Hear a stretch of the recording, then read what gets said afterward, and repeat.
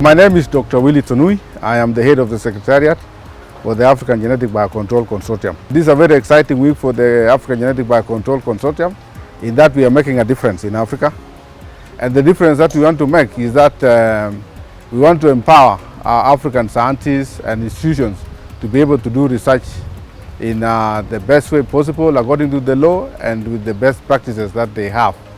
And the consortium has done some kind of gap analysis in the past, and we have found out that the role of the institutions in development and decision making for genetically modified organisms is low.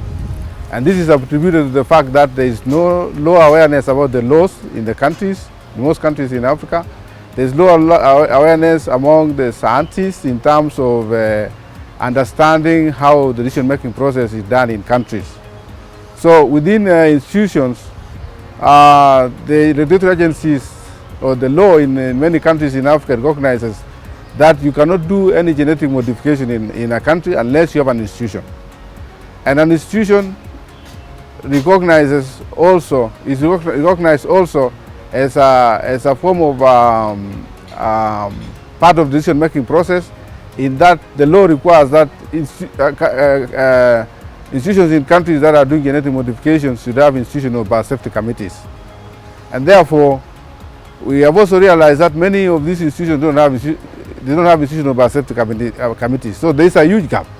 So as a consortium, we wanted to fill in that gap by helping countries that have not established their institutional biosafety committees to establish one, or give them information on how to establish one. And those who have been established are able to understand how best they can improve their services and their roles in their institutions. So our agenda first was to, first of all, bring them on board, bring these institutions together. We come and get to learn what they are doing, what they have, whether they have any institutional biosafety manual, do they have any guidelines, do they have any laws in their countries. So we brought on board institutions as well as regulators from these countries so that they are able to discuss and identify the gaps. So once they identify the gaps now, we have also been giving them draft documents like draft guidelines on how they guide the management of the institutional biosafety committees, draft institutional biosafety manuals that they require, and also we are also giving them draft application forms that they can consider if they don't have one, or they can use the existing ones to enrich, this document to enrich the existing ones. And therefore, they should be able to manage themselves. They should be able to be operational if they are not operational, and they will also improve on their governance.